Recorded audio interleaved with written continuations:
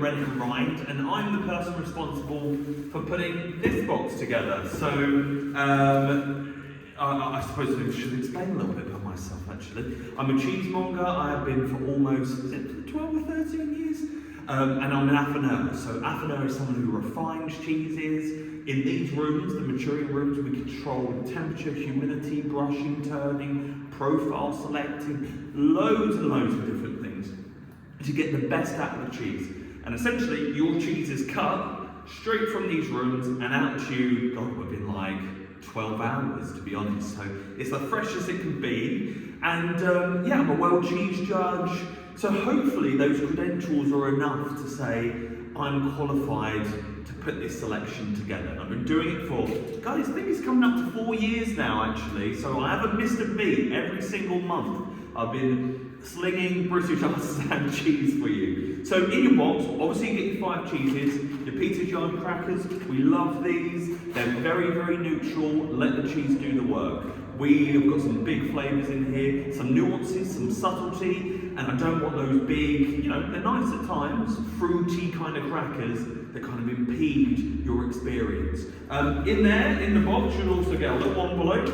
In there is something new, our cheese care guide and information. A little bit about who we are, where our new shop is. Yes, we actually opened a bricks and mortar shop in 2023, which seems like crazy because everyone says the high street is dying, but I think good quality product is thriving and people want more to feel good and connected to their food. And it seems like it's working out all right. On the back, you've got a little QR code that takes you to everything else. Our mailing list about events, when the boxes are available, all that stuff. And then you've got your tasting notes.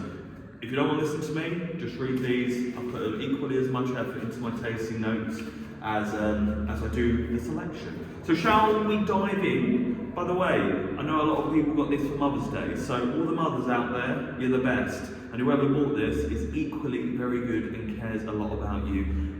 So happy Mother's Day. So let's dive into the first cheese. Wigmore. We're starting off with a sheep's milk cheese, and I know a lot of people go, oh my God, sheep's milk. I'm not too keen on that. I'm not too keen on goat. Do you know, sheep and goat is like the most polarizing cheese type. Everyone thinks it's blue, but sheep and goat, everyone goes like, reminds them of that kind of weird 90s period where we are having mass-produced, grilled goat cheese salads, which were like terrible quality. But this is a sheep's milk, and it is like, well, it's one of the best in the world. So when I judged in Trondheim, Norway, yes, I do travel around the world eating cheese.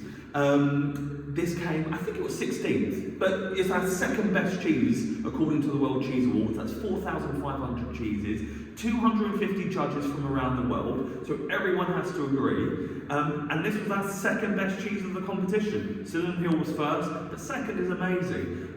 So you can see it's a Brie-style because it's got this mould on the front, which is Penicillium candidum, amongst other things, but primarily say that. The flat mould that's on top, not too much aroma, getting kind of a slight lemon grass, but really milky and very subtle. And that's how we want it for our first cheese. I don't want to blow your socks off and ruin your palates. I want to ease you into this kind of journey.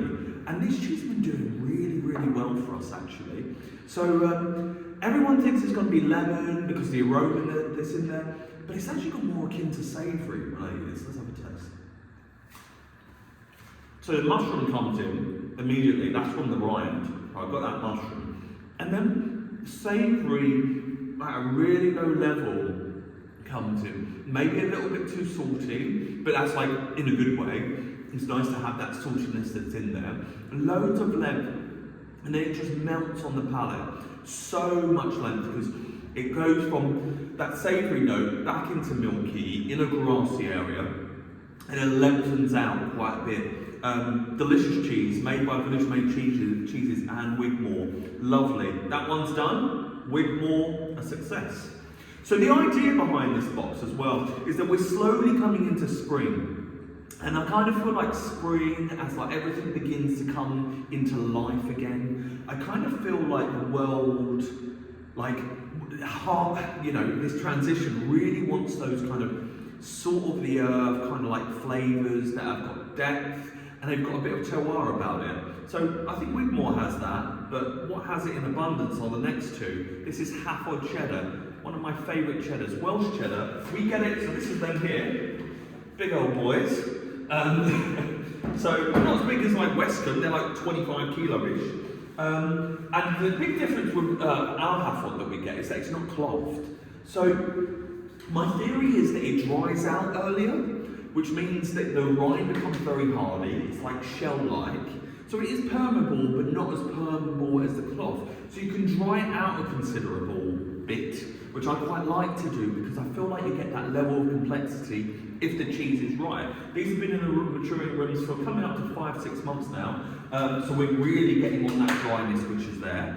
And yeah, organic milk, air shear, really good quality. Like, I really like this cheddar, and when it's on, I just can't stop raving about it. So let's have a smell. Zippy. Oh God, excuse me. What a couch. Spider-Man. Yeah, zippy, lemon. Kind of like, I'm going to say it, cheddary. Like, you know that you're having a cheddar. There's a back note of like the kind of fragrance that you get off like a Parma ham, kind of that salt crystal, like fermentation, but nothing too crazy. Let's have a taste. Engage in the texture, because hopefully this should be more chewy than dissipate. Require a little bit of work on the palate, unlock those complex flavours. Zip, grass, little bit of bitter, tonic-y. Push it around the pan, that elongates, then dries because of the chewiness. That's when that savoury comes in, and then you get like this. That Parma ham comes back in, that charcuterie, lengthens out, creates a film, moves back into that grassy kind of area, terroir, provenance, high quality, like organic, grass-fed, like milk. Delicious. Really, really moorish. Now, it's not one of those that's going to like blow you away, like in terms of power, but the nuances that are in there are fantastic. Delicious. Love that. Next cheese up, following that vein of having that kind of connection to the earth, I've chose Duckett's Caerphilly, made in Somerset by Tom Calver, original Chris Duckett's recipe, which Tom took on. I've always loved this cheese because I feel like it's a little bit rough around the edges. When I look at Galway, it's like the most perfect Caerphilly, but this one, I feel like it has that kind of up and down journey throughout the seasons, and that's what I really enjoy giving you, because you get those real highs rather than, you know, a consistent grape. And I think this is great at the moment. So you'll notice the rind is very, very gnarly. Now give that sniff. Mushrooms, forest floor, earth, coming into spring, you know. You really get that. And this is why I love these styles of cheeses. Like, really, really think about it. Engage in that. And it is our meadows. It's like our pastures in the UK.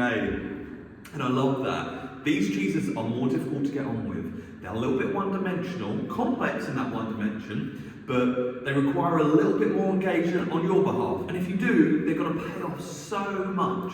Perfect pulls, we've had some big flavours. That Hafod, still going, so long, incredible, value for money. That's what's great about artisan cheese. We need to kill that, because the next cheese is a little bit more subtle, and this should do it. Texture's chalky, crumbly, akin to like a larger nip, Wednesday down. Yogurt, creme fraiche, grass, milk. A little bit of rind in there. That's twisting around to mushroom. That tonic note that I was talking about that was in the Hafod links in well with this, because this definitely has it. Clear it from your palate. Have a breathe and try and remember what Hafod tasted like or what Wigmore tasted like. It's a difficult one. The palate is successfully reset, and we can move on to a bigger cheese, another cheese. But really delicious, great for this time of the year. I love it. I feel like these cheeses really connect me with the earth, and you can see just visually looking how artisan it is. Duckett's Caerphilly. Next one up, Mayfield. So Mayfield's made by Arthur Alsop. It's like a Emmentail, cooked milk, kind of a cooked cheese kind of vibe. Has this plastic coat on the outside. Food safe, just not going to be nice to eat. I wouldn't advise it. Not much going on there. You can see these little eyelets, these little there's some mechanical openings. If you didn't know, it's not mice. It's bacteria in the milk. As that bacteria is alive, feeding, making all these amazing flavours, it's got to expel the CO2, the waste. So they become little spheres, actually. Everyone thinks they're holes, but they're actually like this, because obviously breathe, you know, just a side note. So yeah, really nice, you know, I think we've got a lot of savoury, a lot of kind of, those kind of, how do you say, like, kind of salt of the earth flavours, and I thought I'll just lift it. It's a slightly younger profile of Mayfield, so it have a degree of sweet. The aroma, you're getting that slight bit of caramel in there, maybe a bit of demerara sugar, that kind of definitely refined there. Lovely aroma, actually. You can taste that like kind of, you smell that artisan flavour. Different texture. Textures are equally as important. You're not getting one same texture kind of in this at all. Let's have a taste. See? Really great we had that Duckett's before, because it's quite nuanced in its sweetness. Need to engage with it a little bit. Like roasted, caramelised nuts, a little bit of Brazil, then a little bit kind of like lactic quality that's in there, that kind of finishes it really nicely. Really like, and people hate if I say this, but Moorish. Oh, you can eat that all night.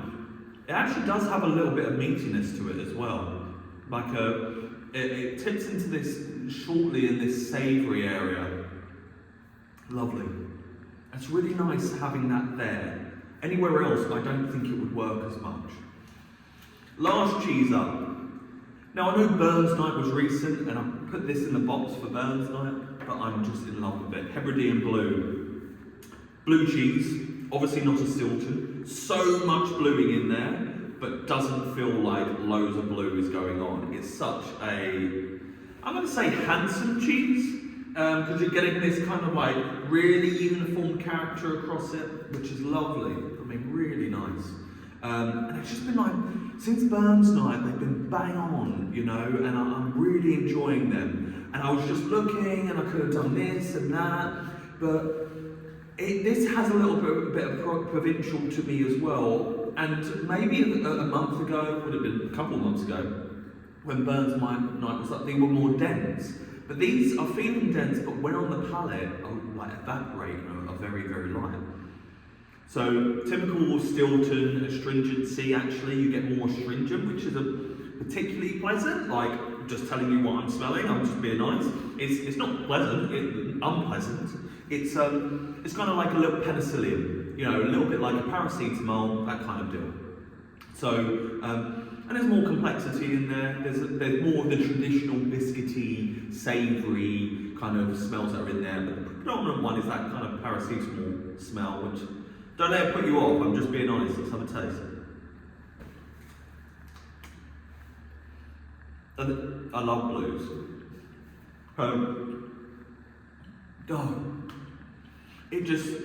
It comes together so well. I don't think a cheese, you know, it kind of it's like an assault, like an ambush. It like you put it on your palate, it spreads across, and then like all once like comes together, which coats the palate, and you get this delicious like slightly little like bitter note that kind of runs through. Bitter isn't bad, by the way. It just stretches it out, and it's like a really good, you know, 4.8% ale that you may drink in the pub. That savoury bounces around. That texture is delicious. It's a blue lover's blue at the moment. That bitterness may be a little bit too much for someone that we're picking up on the aroma, but I just love it. And as you eat more and more, you know, bitter blindness comes in, it eradicates itself. That salty spikes that you get in there are a little bit challenging. I love that. I love blue cheeses, and I think this one's really cool. So guys, that was it. That was your 5 cheeses. You know, now you've eaten them in order. You can go back and destroy how you like, or keep on eating them in order, you know, or go maybe back the other way. But yes, have a lovely month. Enjoy your cheeses. You know, shout out about us to your friends and family. We're an independent business, and we really appreciate all the support you guys give us every month. Take a look at our subscription boxes. Makes it nice and easy. You can just get lovely cheese every month that I put effort, craft, and everything into. But that's it for me. Take it easy.